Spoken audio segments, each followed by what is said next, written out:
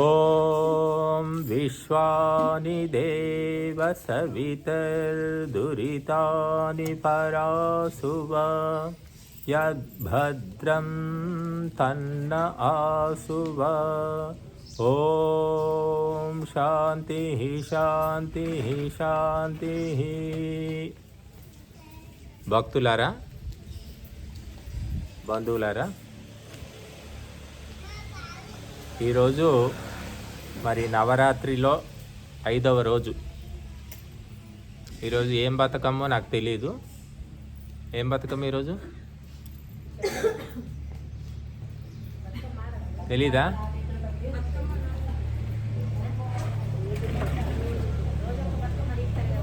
ఈరోజు ఏం బతుకమ్మో కూడా మనకు తెలియదు. అలాగా మర్చిపోయారు. ఎందుకంటే మనము బతుకుతున్నాం అంతే. ఏదో బతుకామంటే బతుకుతున్నాం. బతుకమ్మ అంటే ఎంతో సంతోషం, ఎంతో ఉత్సాహం ఉండేది. బతుకమ్మ పండుగ ఎప్పుడు వస్తుందా అని ఎదురు చూసేవాళ్ళు, ఆడవాళ్ళే ముఖ్యంగా ప్రత్యేకంగా. ఇప్పుడు ఎప్పుడు వస్తుందో ఎప్పుడు పోతుందో కూడా తెలియట్లేదు. ఎందుకంటే బతుకమ్మే లేదు, అసలు బతికే లేదు. చెట్లు లేవు, చెలుకలు లేవు, పువ్వులు లేవు, ఏమీ లేవు. అందుకని బతుకమ్మ ఏమైంది? మొదటి రోజు, చివరి రోజు, 2 రోజుల బతుకమ్మ, బతకలేని బతుకమ్మ అయిపోయింది. ఎందుకంటే రియల్ ఎస్టేట్ వచ్చిన తర్వాత, మరి వ్యవసాయం పెరిగిన తర్వాత ఖాళీ భూములు ఎక్కడ లేవు. అన్ని చెట్లు నరికేయడం, ట్రాక్టర్తో చదును చేసేయడం, దాన్ని శుభ్రంగా పెట్టుకోవాలి, ఇలాగా మారిపోయారు. అందుకని బతుకమ్మ పేర్చడానికి అవసరమైన పువ్వులే దొరకడం లేదు. కొంతమంది ఏదో ఆగలేక, తట్టుకోలేక పోయి భక్తియో శ్రద్ధో మార్కెట్లో ఏమైనా పువ్వులు తెచ్చుకొని చేసుకుంటున్నారు చిన్నగా. మరి బతుకమ్మ అంటే ఒకప్పుడు చాలా పెద్ద ఎత్తున చేసేవాళ్ళు.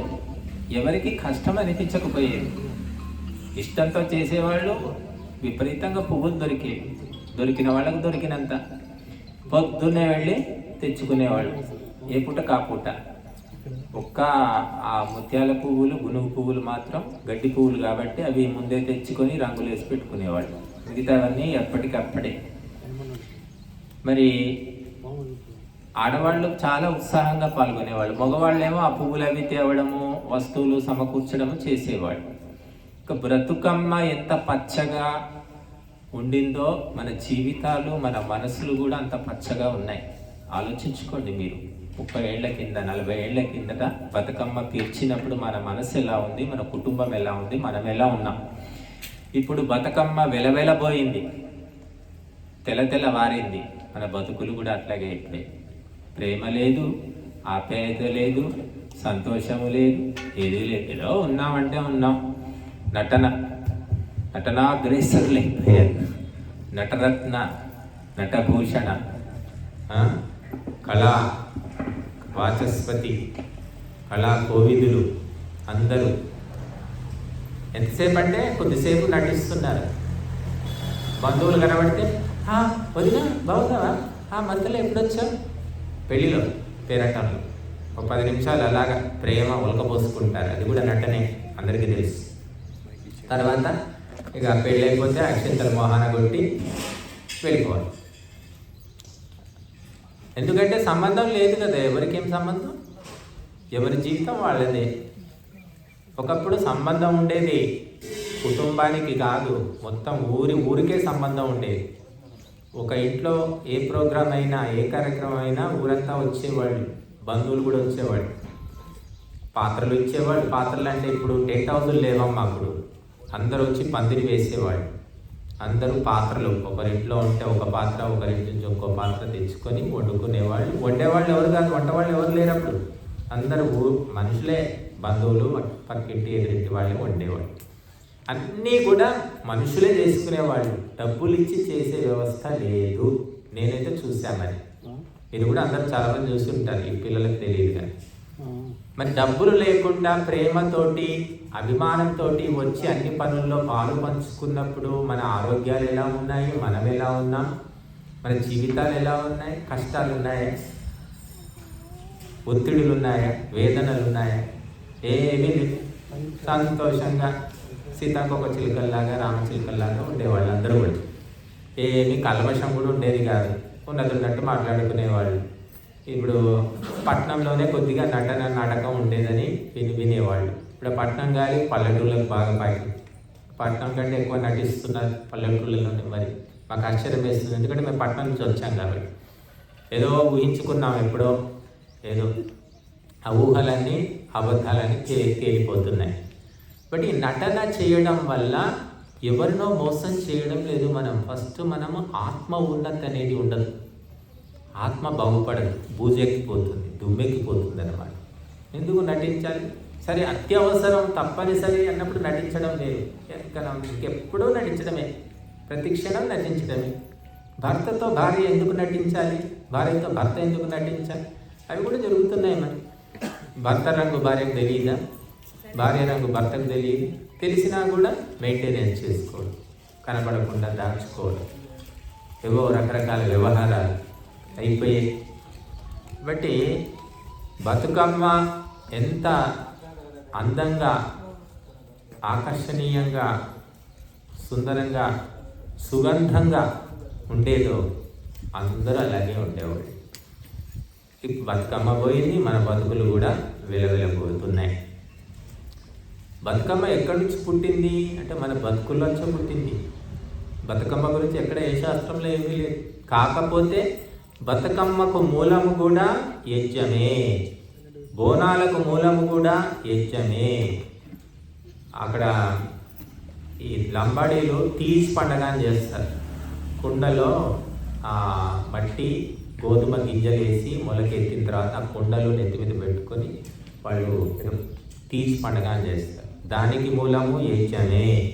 మళ్ళీ గుజరాత్లో వాళ్ళు ఇలా కలశం పెట్టేసి చుట్టూ దాండియా అని అగర్భ అని డ్యాన్సులు చేస్తూ ఉంటారు. మన బతుకమ్మ ఆడినట్టే వాళ్ళు ఆడుతారు. దానికి మూలము యజ్ఞమే. ఇక ఆంధ్రాకి వెళ్తే గొబ్బెమ్మలని, సంక్రాంతికి గొబ్బెమ్మలు పెట్టి చుట్టూ మన బతుకమ్మ ఆడినట్టు ఆడతారు వాళ్ళు. అది కూడా మూలము యజ్ఞమే. అన్నిటికీ మూలము యజ్ఞమే. ఎందుకంటే యజ్ఞానికి పక్కన కలశం ఉంటుంది. మనం కలశం పెడతాం, ఇక్కడ పెట్టారు లేదు, యజ్ఞం ఉంటే తప్పకుండా కలశం అనేది స్థాపన చేయాలి. కనుక ఈ రెండు మూలము. అన్ని పూజలకు, అన్ని గుడులకు, అన్ని దేవతలకు యజ్ఞమే మూలమని మనకు శాస్త్రాలు చెప్తున్నాయి. ఆర్కియాలజీ అంటే పురాతత్వ శాస్త్రం వాళ్ళు కూడా చెప్తున్నారు. భారతదేశంలో అత్యంత ప్రాచీనమైన పరంపర ఏమిటంటే యజ్ఞము. ఆ సింధు నాగరికత అంటున్నాం. ఆ తవ్వకాల్లో ఏమిటి? యజ్ఞశాలలు బయటపడ్డాయి. గుడులు గోపురాలు లేవు, అప్పుడు యజ్ఞశాలలే బయటపడ్డాయి. మీరు రామాయణం సినిమా చూశారు, రామాయణం చదివిన వాళ్ళకి తెలుస్తుంది. రామాయణంలో గుడులు గోపురాలు ఎక్కడ లేవమ్మా. నిత్యము అగ్నిహోత్రమే చేసుకున్నాడు.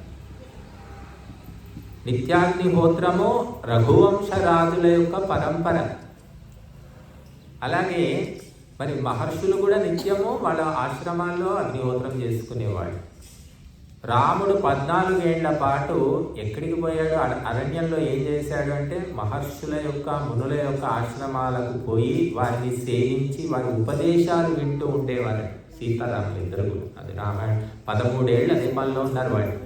వాళ్ళకంటూ ఒక ఆశ్రమం సొంతంగా పంచబట్టి నిర్మాణం చేసుకున్నప్పటికీ కూడా అప్పుడప్పుడు అట్లా పోయేసి ఆ మహర్షులను కలిసి ఇలా మీరు వచ్చినట్టు, మీరంటే ఇప్పుడు ఒక పూటోటి పోతారు కానీ వాళ్ళు అలా కాదు, వారం రోజులు 10 రోజులు ఆ మహర్షుల నుంచి గొప్ప విషయాలు నేర్చుకొని తెలుసుకొని మళ్ళీ తమ పంచబట్టి ఆశ్రమానికి వచ్చేవారు. కనుక మహర్షులు చేసినా ఇదే, రాజులు మహారాజులు చేసినా కూడా అగ్నిహోత్రమే. కనుక ఇది మన అసలైన పరంపర. తర్వాత ఏమైపోయింది? మధ్యయుగం లోపల బౌద్ధ మతం వచ్చింది. బౌద్ధ మతం వచ్చిన తర్వాత బుద్ధుడు ఏం చేశాడు? అప్పుడు బుద్ధుని సమయం లోపల ఈ అగ్నిహోత్రం అనేది భ్రష్టు పట్టింది. అప్పుడు ఉన్న బ్రాహ్మణులు ఏం చేశారు? గుర్రాలను, ఆవులను మేకలను చంపి హోమంలో వేసేవాళ్ళు. దాన్నే అశ్వమేధము, నరమేధము, అది అజామేధము, గోమేధము అని పేర్లు పెట్టారు వాళ్ళు. ఆ పేర్లకు అర్థం వేరే, కానీ వాళ్ళు చేసింది మరొకటి. వేదము చెప్పింది ఒకటి, వాళ్ళు చేసింది ఒకటి. దాంతో ఆ యజ్ఞం అనేది రక్తసిక్తమైపోయింది. అంటే యజ్ఞశాల అంటే ఇక్కడ పక్కన ఇటు మేకలు కోస్తుంటారు, అటు గొర్రెలు కోస్తుంటారు, ఇటు గుర్రాలు కోస్తుంటారు, ఆవులు కోస్తుంటారు, మాంసం తెచ్చి హోమంలో వేస్తారు. ఇదంతా అప్పుడు జరిగింది. అది ఎవరు చూశారు? బుద్ధుడు చూశాడు. ఏమిటిది ఇంత ఘోరంగా, ఇది కషాయ కొట్టులాగా అయిపోయింది, ఇది ఇదేంటి, ఎందుకు ఇలా చేస్తున్నారంటే ఇవన్నీ కూడా శాస్త్రాలు చెప్పాయి.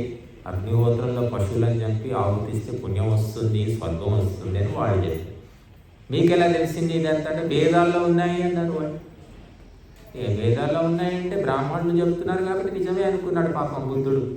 అనుకొని వేదాలు చదవకూడదు, యజ్ఞము చేయకూడదు అని ఆయన ఉపదేశించాడు. రాజు కొడుకు కాబట్టి ఆయన చెప్పింది నడిచింది.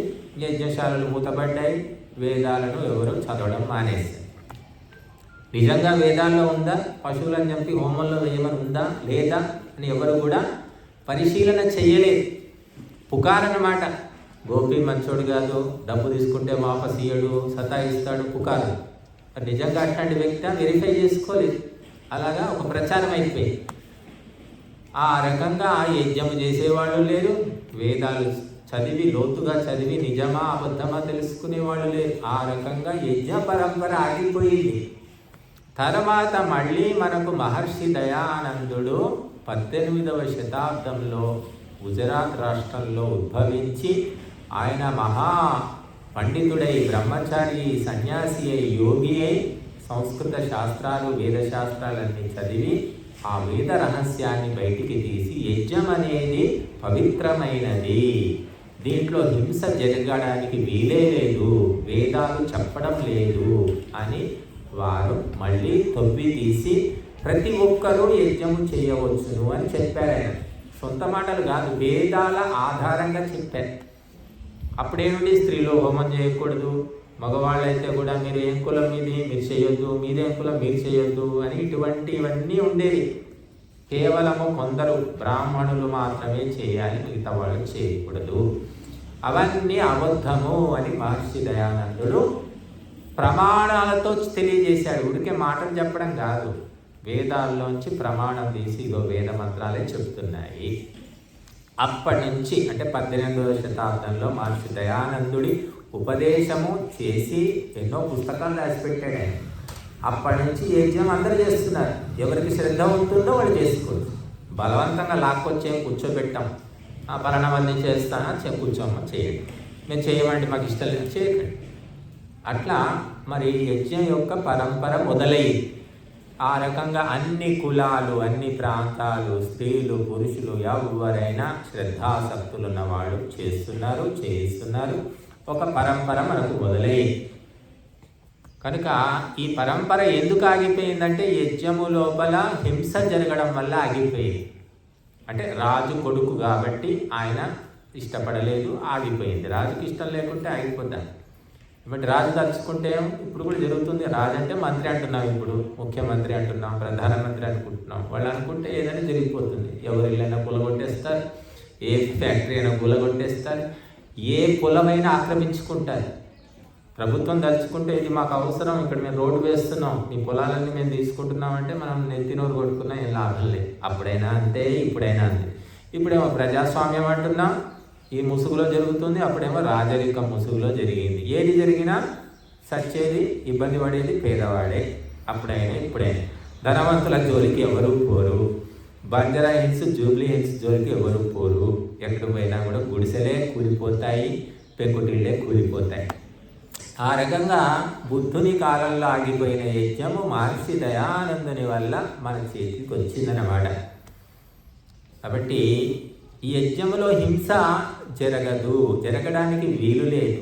ఎటువంటి హింస కూడా జరగకూడదు. వాచికంగా, మానసికంగా, శారీరకంగా, సామాజికంగా ఏ హింస జరగకూడదని మనకు వేదాలు చెప్తున్నాయి. అది తెలుసుకోకపోవడం వల్ల, అర్థం చేసుకోకపోవడం వల్ల మరి అప్పుడు ఆనాటి బ్రాహ్మణులు పశువులను చంపి హోమాల్లో వేశారు. వేయడం వల్ల భ్రష్టు పట్టి.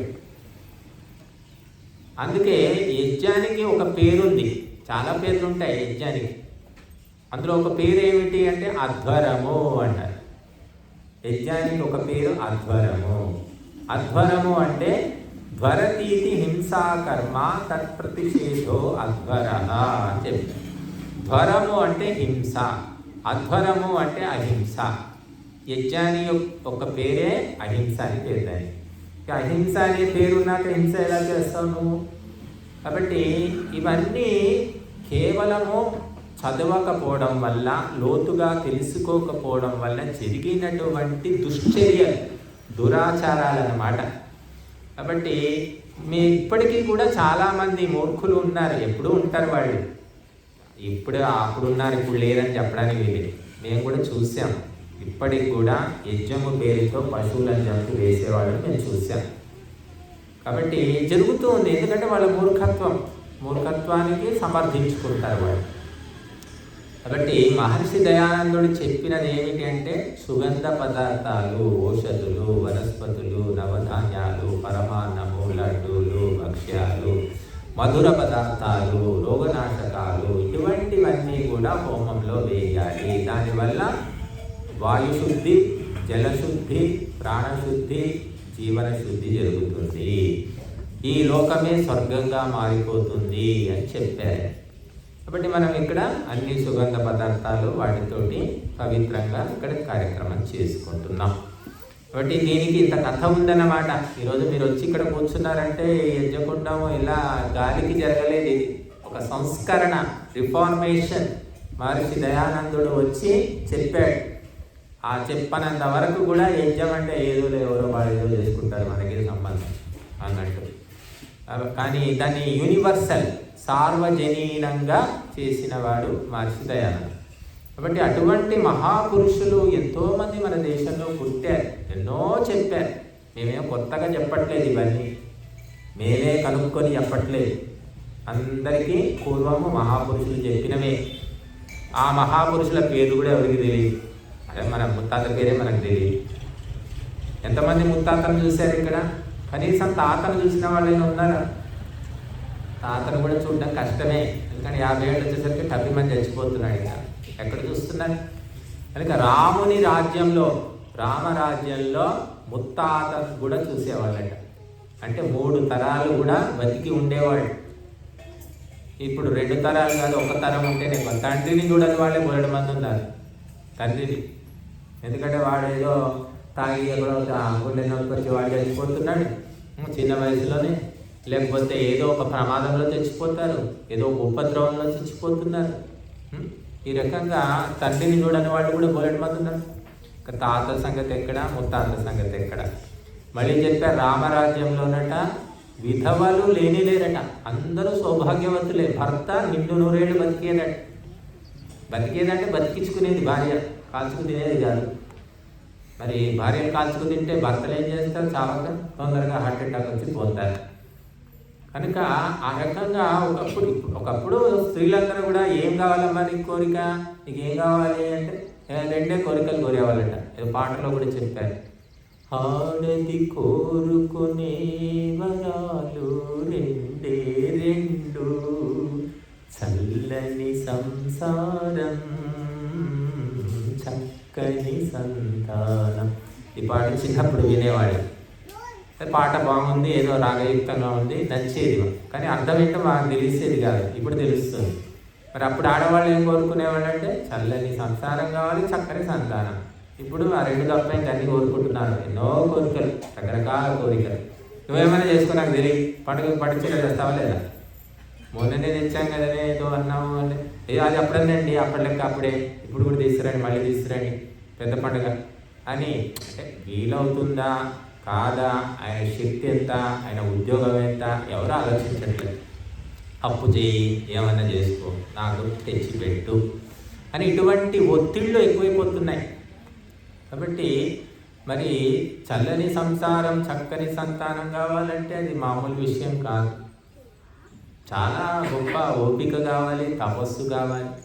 అది 2 సాధించాలండి. కనుక భారత నారి ప్రపంచంలోనే పేరు పొందింది. ప్రపంచ మహిళలు ఆదర్శంగా ఎవరిని చూస్తారంటే భారత నారి.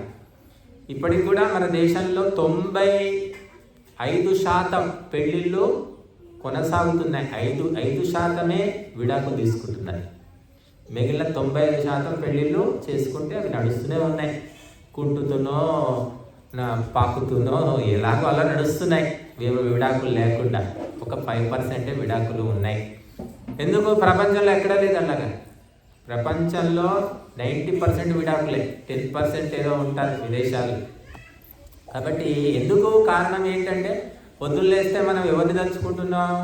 సీతారాములు అంటున్నాం, పార్వతీ పరమేశ్వరులు అంటున్నాం, మరి సరస్వతి బ్రహ్మ, రుక్మిణి కృష్ణులు అంటున్నాం. వాళ్ళు ఎప్పుడు ఆది దంపతులు, ఆర్య దంపతులు, ఆదర్శ దంపతులు. వాళ్ళని చూసుకొని మనం కూడా అలా ఉండాలి అని భావిస్తున్నాం. కాబట్టి ఒక పరంపర, ఒక సంప్రదాయం, ఒక ప్రభావం తల్లిదండ్రులను చూసి పిల్లలు నేర్చుకుంటారు. ఆ తల్లిదండ్రులకు మనం చూడండి, ఈ ఒకప్పుడు బతుకమ్మ పాటలు తీసుకోండి, కోత పాటలు, జోల పాటలు, మంగళారతి పాటలు, ఏ పాటలోనైనా సీతారాములు లేని పాటలే లేవు. ప్రతి పాటలో సీతారాములు ఉండేవారు. వాళ్ళను మనం పాడుకునేవాళ్ళం. కాబట్టి దేవతలను మనము గుణగానం చేసేవాళ్ళం. ఎవరో పుల్లయ్య మల్లయ్య కథలు కావన్నీ. మీరు బతుకమ్మ పాటలు చూడండి, అన్నీ కూడా దేవతల గురించే ఉంటుంది. దేవతల గురించి పాడుకొని మనం దేవతలుగా మారేవాళ్ళం. ఇప్పుడు దేవతల్ని వదిలిపెట్టాం, దయాలను పట్టుకున్నాం. దయాలంటే ఎవరు? సినిమా యాక్టర్లు, రాజకీయ నాయకులు. వాళ్ళు దేవతలు. ఇప్పుడు వాళ్ళే. ఇప్పుడు ఎవరైనా ఒక నాయకుడు వచ్చాడంటే ఎంతమంది జనం వస్తారు ఇక్కడికి? మాజీ నాయకుడు ఎవరైనా కావచ్చు, ఏ పార్టీ అయినా కావచ్చు, మాజీ నాయకుడు వెంట కూడా 10 మంది ఉంటారు. విద్వాంసులు, గురువులు, సాధువులు, సన్యాసుల వెంట ఎవడో ఉన్నాడు. ఇది ఇప్పుడు ఈ దేశ పరిస్థితి. కనుక మనం దేవతల యొక్క దేశంలో పుట్టాం. ఇంతమంది దేవతలు, ఇంతమంది మహర్షులు ఏ దేశంలో కూడా పుట్టలేదు. మీరు క్రైస్తవ మతం ఉంది, క్రైస్తవ మతంలో ఎంతమంది ఉన్నారు? ఒక్కడే జీసస్. పొద్దున్న లేస్తే జీసస్ వాళ్ళకి ఒక్కరు. ఆ జీసస్ను తీసేస్తే ఏమీ లేదు, సున్నా. ఇస్లాంలో మహమ్మద్. ఆ మహమ్మద్ని తీసేస్తే సున్నా.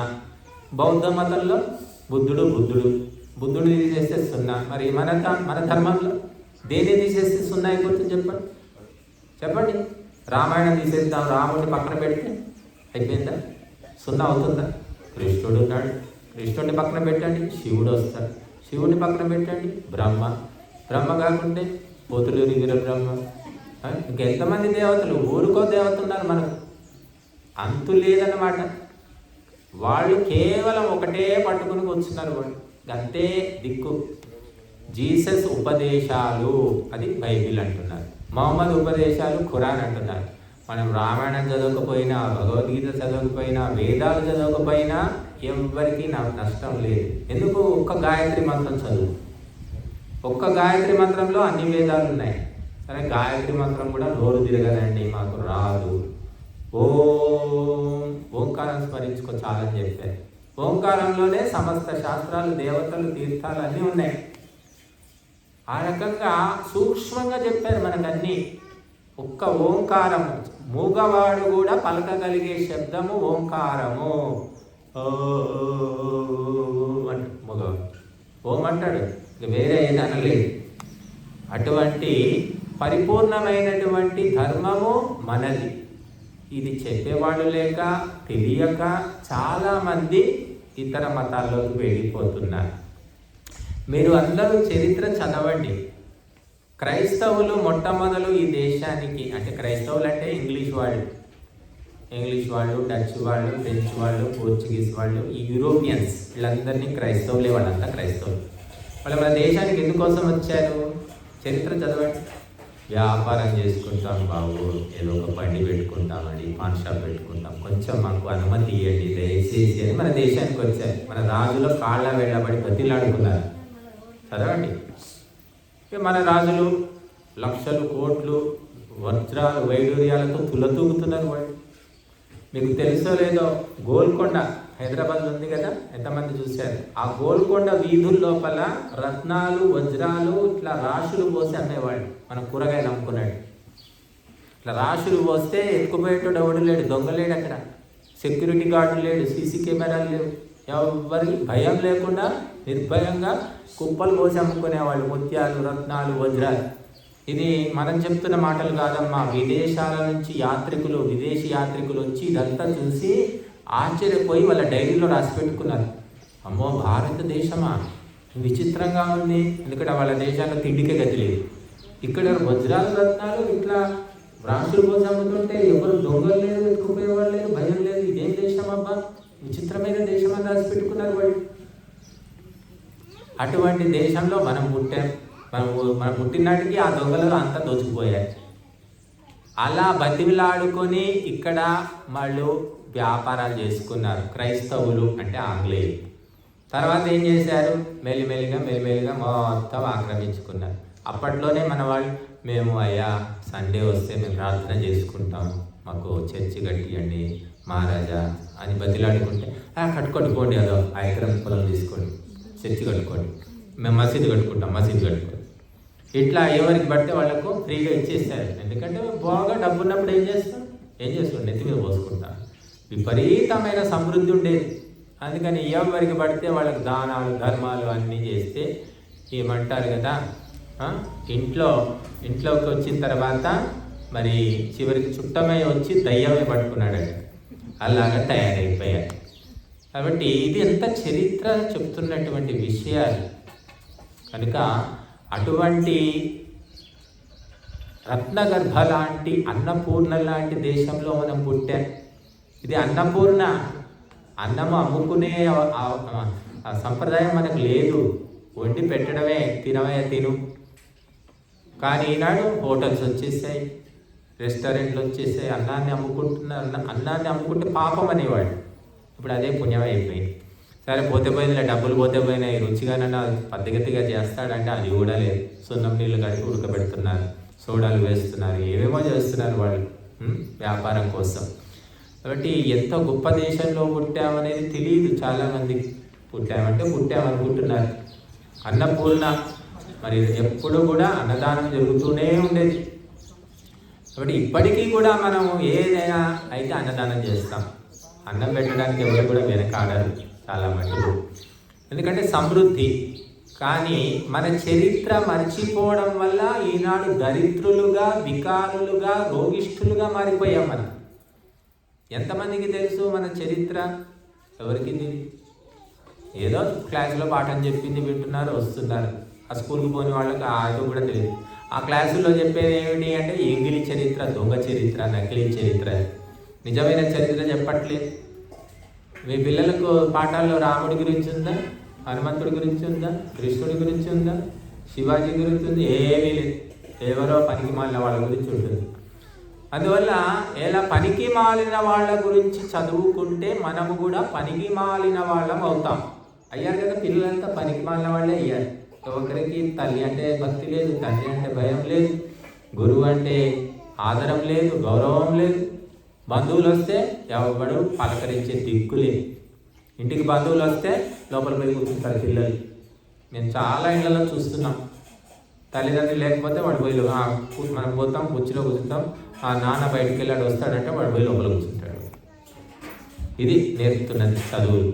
కాబట్టి పనికి మాలిన వ్యక్తులను గురించి చదువుకొని పనికి మాలిపోతున్నారు. కాబట్టి వీరుల గురించి, పతివ్రతల గురించి, దేశభక్తుల గురించి, మహర్షుల గురించి, దేవతల గురించి చదివితే, తెలుసుకుంటే మనం కూడా దేవతలం అవుతాం. మనం ఎవరి గురించి చదువుతున్నాం? క్రికెట్ స్టార్ల గురించి. చూడండి, మీ పిల్లల పుస్తకాలు తీయండి. క్రికెట్ స్టార్లు, లేకపోతే రాజకీయ నాయకులు, నిన్న మొన్న చచ్చిపోయిన రాజకీయ నాయకులు. వాళ్ళు ఏం త్యాగాలు చేసిన వాళ్ళు కాదు, ఏమీ కాదు. వాళ్ళ గురించి ఉంది.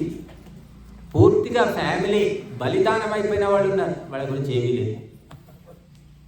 అందుకని స్వార్థపరుల గురించి చదువుకొని స్వార్థపరులైపోతున్నారు.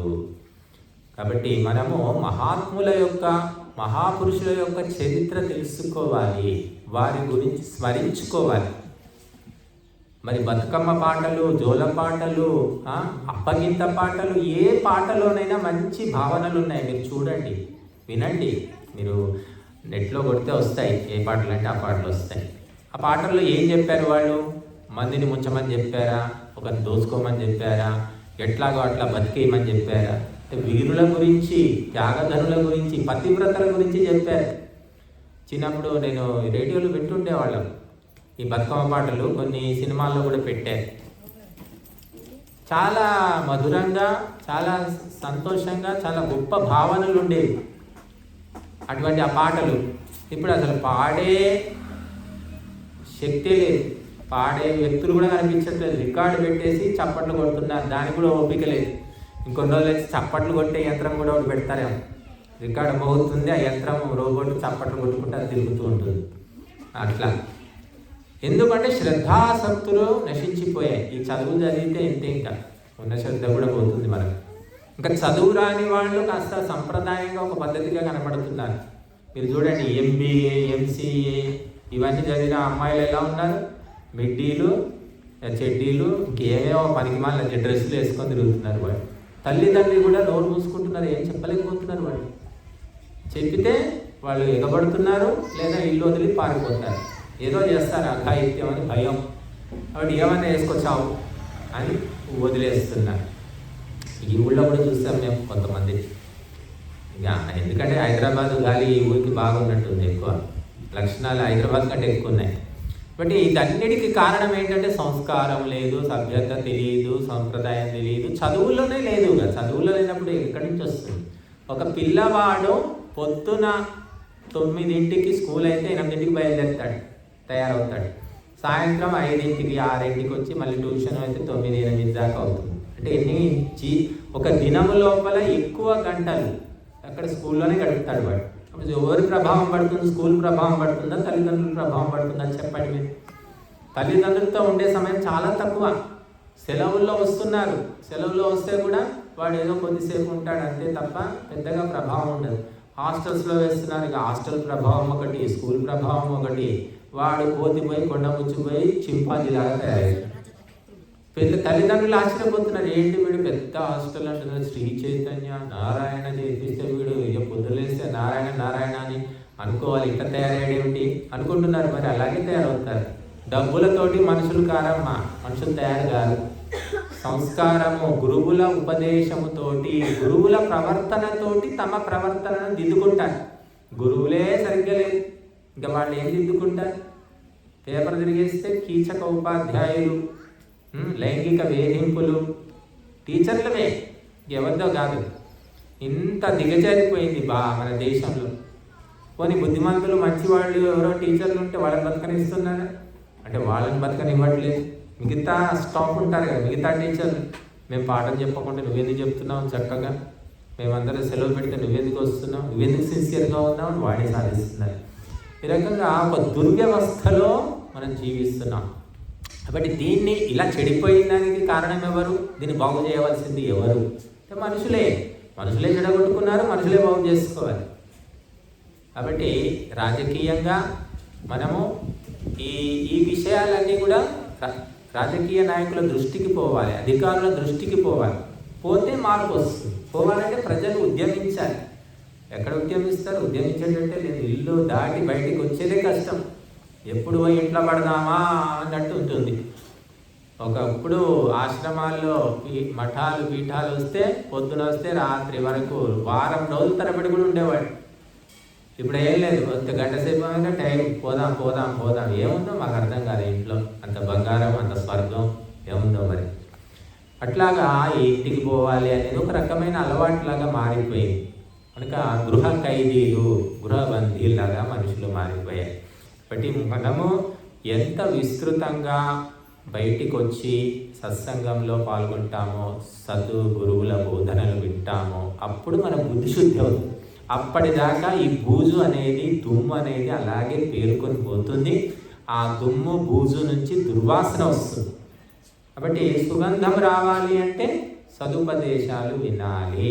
1కి 4 సార్లు వింటే మనమే మన జీవితాలను చక్కదిద్దుకుంటాం. ఎవరో రావాల్సిన పని లేదు, ఎవరో ఏ గవర్నమెంట్, ఏ పోలీస్ స్టేషన్, ఏ కోర్టుకు పోవాల్సిన పని లేదు. భార్యాభర్తల గొడవలు ఎందుకు పెరిగిపోయాయి? పోలీస్ స్టేషన్కి పోయి చూడండి, మీరు ఉంటుందంతా అక్కడ భార్యాభర్తలే ఉంటారు. వాళ్ళ ఫ్యామిలీస్ చెట్ల కింద అంతా వాళ్ళు కూర్చుంటారు అక్కడ. మేము 1-2 సార్లు పోలీస్ స్టేషన్కి పోయాం, ఏదో పని మీద పోతే అంతా ఫ్యామిలీసే. ఎందుకంటే చిన్న చిన్న విషయాలు, హత్యలు దోపిడీలు జరిగి కాదు, చిన్న చిన్న విషయాలకు గొడవలు పడుతున్నారు. ఎందుకంటే వాళ్ళకి సత్సంగం తెలియదు, ధర్మం తెలియదు, సదాచారం తెలియదు, ఆచారం ఏది తెలియదు వాళ్ళకు. ఇంగ్లీష్ చదువు తప్ప ఇంకేమీ తెలియదు. కాబట్టి మన పిల్లలకు సత్సంగంలో పాల్గొనేలా చేయాలి, వాళ్ళకు మంచి అలవాట్లు నేర్పాలి, మంచి గుణాలు నేర్పాలి. ఉత్త మార్కులు, ఉత్త సర్టిఫికేట్లతోటి జీవితము నడవదు. ఎంతోమంది చచ్చిపోతున్నారు. 1,00,000 రూపాయలు నెలకు జీతం ఎందుకు ఆత్మహత్య చేసుకుంటున్నారు చెప్తారా మీరు? డబ్బులు ఉంటే అన్ని సమస్యలు పోతాయి అనుకుంటున్నారు కదా. డబ్బులు ఉండి నెలకు 1,00,000 రూపాయలు 2 లక్షల జీతాలు ఉన్నవాడు ఆత్మహత్యలు, హత్యలు ఎందుకు జరుగుతున్నాయి, ఎందుకు చేస్తున్నారు అంటే సత్సంగం లేదు.